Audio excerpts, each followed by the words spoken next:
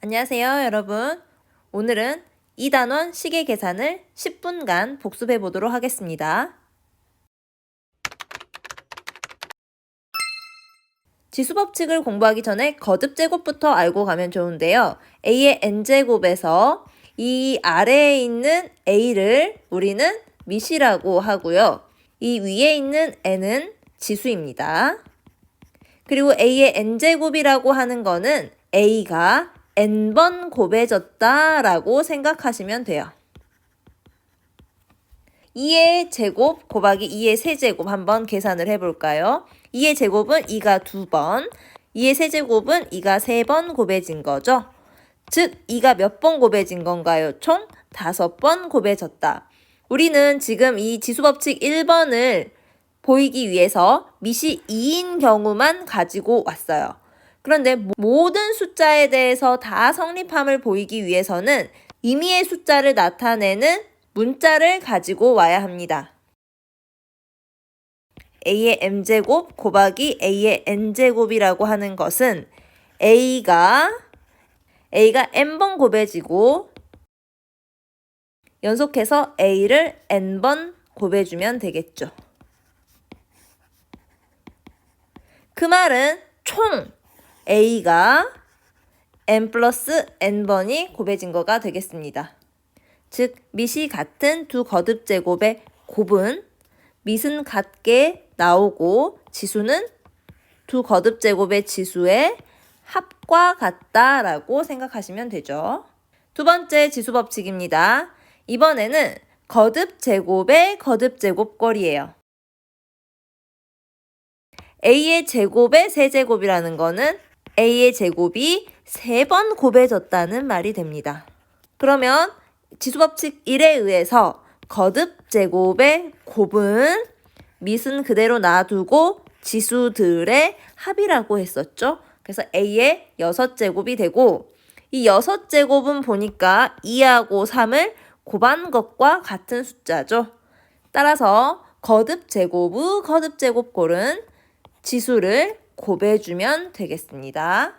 세 번째 지수법칙은 거듭 제곱끼리의 나눗셈과 관련된 겁니다. 미시되는 a가 0이 아니고 mn이 자연수일 때 a의 m제곱 나누기 a의 n제곱이 어떤 값으로 나오는지 볼 거예요. 이때 m이 n보다 더 큰 경우, m과 n이 같은 경우, m이 n보다 작은 경우 이 세 가지로 나누어서 지수법칙 세 번째는 살펴봐야 합니다. 나눗셈은 곱하기 역수로 바꿀 수 있죠. 따라서 a의 4제곱 곱하기 a제곱분의 1이 되고 이 말은 a가 4번 곱해졌고 a가 2번 곱해진 것분의 1. 즉 a 2개가 약분이 되기 때문에 결국 a의 제곱이 되겠습니다. m이 n보다 더 큰 경우에는 a의 m-n의 지수를 갖게 되는 거고요. m과 n이 같은 경우 이거는 a제곱 곱하기 a제곱분의 1. 즉 분모와 분자가 둘 다 a제곱이니까 약분해서 1이 되겠죠. 따라서 지수가 같은 거듭제곱의 나눗셈 1이 되겠습니다. 이번에는 m이 n보다 더 작은 경우예요. a의 제곱 나누기 a의 5제곱 한번 해봅시다. 이 말은 a제곱 곱하기 a의 5제곱분의 1로 나눗셈을 곱셈으로 고칠 수 있고 a제곱 그 다음 분모가 a가 5개 곱해진 거죠. 그것분의 1. 분모 분자에서 a가 2개씩 사라지게 되니까 분모에 a가 3개 남아있고 a 세제곱분의 1이 되겠습니다. 나누는 거듭제곱의 지수가 더 큰 경우에는 분수꼴이 되고 a에서 a의 n-m 분의 1 형태의 거듭제곱 결과가 나오겠습니다. 지수법칙 네 번째도 간단한데요. 그러면 ab 곱하기 ab 곱하기 ab. 이 말은 a도 3번 곱해져 있고 b도 3번 곱해져 있기 때문에 결국 ab 전체의 m제곱은 각각의 m제곱과 같다라고 쓸 수 있겠죠. 마찬가지로 b분의 a를 세제곱 한번 해볼게요. 그 말은 B분의 A가 3번 곱해진 거니까 B의 세제곱분의 A 세제곱, 즉 분수 전체의 거듭제곱은 분모 분자를 각각 거듭제곱한 것과 같다라고 쓸 수 있습니다. 이제 다항식의 덧셈과 뺄셈, 다항식의 곱셈과 나눗셈 복습해 보도록 하겠습니다. 첫 번째, 문자가 2개인 1차식의 덧셈 뺄셈이에요. 자, 문자가 2개인 1차식의 덧셈입니다. 이 경우에는 괄호가 있으면 괄호를 먼저 풀고 동류항끼리 모아서 간단히 계산하시면 됩니다.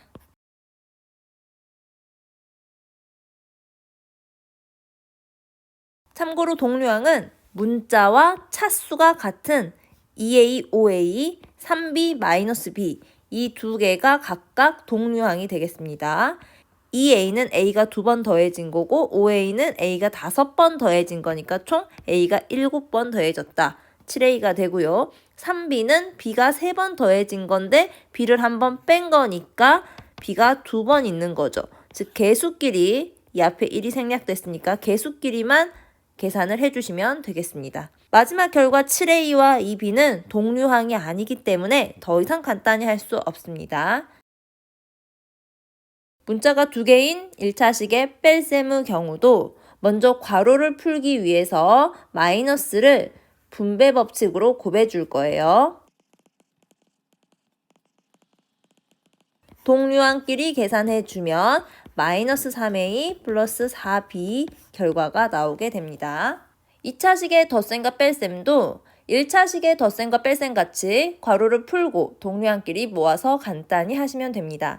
여기서 2차식이라고 하는 것은 다항식의 각 항의 차수 중 최고차 항의 차수가 2인 다항식을 2차식이라고 하죠. 예를 들면 자, 이와 같은 다항식에서 이 항의 차수는 문자가 곱해진 개수니까 2차 항이고 이 두 번째 항의 차수는 문자가 한 개 곱해져 있으니까 1차, 이건 상수항, 차수가 0인 거죠. 최고차 항의 차수가 2차이기 때문에 2차식이 되겠습니다. 2차식의 덧셈은 쉽기 때문에 뺄셈만 같이 해보도록 하겠습니다. 마찬가지 괄호를 먼저 풀어야 되는데 앞에 마이너스가 있으니까 분배 법칙, 항 3개의 마이너스 1을 곱해주시면 됩니다. 마이너스 곱하기 3x제곱이니까 마이너스 3x제곱, 마이너스 1 곱하기 마이너스 4x니까 플러스 4x, 마이너스니까 플러스 2가 되죠. 자, x제곱은 x제곱끼리, x는 x끼리, 상수는 상수끼리 동류항을 모아서 정리를 해주고 동류항끼리 계산을 해주면 다음과 같은 결과가 나옵니다. 이번에는 여러 가지 괄호가 있는 다항식의 덧셈과 뺄셈입니다. 괄호를 풀 때는 소괄호, 그 다음 중괄호, 대괄호 순으로 풀어주시면 됩니다. 먼저 소괄호를 풀어줍니다. 소괄호를 풀었다는 건 소괄호를 없앤다는 거니까 소괄호를 푼과 동시에 중괄호는 소괄호로 바꿔야 하고 대괄호도 중괄호로 바뀌어줘야 됩니다. 마이너스 분배해주니까 마이너스 3a 플러스 7b. 마찬가지 이번에도 소괄호 없애주면 소괄호 없어질 거니까 겉에 있는 중괄호가 소괄호가 되겠죠. 자, 괄호 풀겠습니다. 마이너스 전부 분배해주니까 총 동류항끼리 계산해주면 a-5b가 다음 위에 있는 식을 간단히 한 식이 되겠습니다. 단항식은 항이 한 개 있는 식이 단항식이죠. 예를 들면 3x, 4y 이 각각이 단항식이 되겠습니다. 풀어서 써보면 3 곱하기 x, 4 곱하기 y죠. 곱셈의 교환 법칙 이용해서 이 두 개 자리 바꾸면 다음과 같이 되고 숫자는 숫자, 문자는 문자끼리 곱하면 12xy로 간단히 하실 수 있습니다. 단항식의 나눗셈도 마찬가지죠. 나눗셈은 항상 곱하기 역수로 고칠 수 있잖아요. 따라서 숫자는 숫자끼리 약분해주고 3. 문자는 문자끼리 지수법칙 이용해주면 x 하나 남고 y는 그대로. 따라서 3xy가 되겠습니다. 단항식과 다항식의 곱셈은 분배 법칙을 이용해서 단항식을 다항식의 각 항에 곱하면 됩니다. 가운데 곱셈 생략하는 거는 중1 때 배워서 알고 있죠. 분배 법칙 이용해서 다항식의 각 항에 단항식 2b를 곱할 겁니다. 그러면 2b 곱하기 3a 부호 그대로 가지고 와서 더하기 2b 곱하기 5 숫자는 숫자끼리 6ab 그 다음 25, 10b라고 간단히 할 수 있겠죠. 다항식과 단항식의 나눗셈도 마찬가지. 항상 역수 이용해서 나눗셈을 곱셈으로 고친 후 분배 법칙 적용하시면 됩니다. 먼저 나눗셈을 곱셈으로 고치라고 했기 때문에 곱하기 역수 2a분의 1이 되겠죠. 그렇다면 단항식과 다항식의 곱셈으로 바뀌었네요. 분배 법칙 이용해서 전개합니다. 부호 그대로 가지고 오기 마이너스 2하고 4 약분하면 2만 남고 지수법칙 이용해서 a제곱 곱하기 a분의 1은 a 하나 약분 되기 때문에 a 하나 남는 거죠. 부호 그대로 가지고 오고 이 약분, a도 약분, 결국 남는 건 b 하나밖에 없고 동류항이 아니기 때문에 더 이상 간단히 할 수 없죠. 이상으로 식의 계산 2단원 10분 복습을 마치도록 하겠습니다. 수고하셨습니다.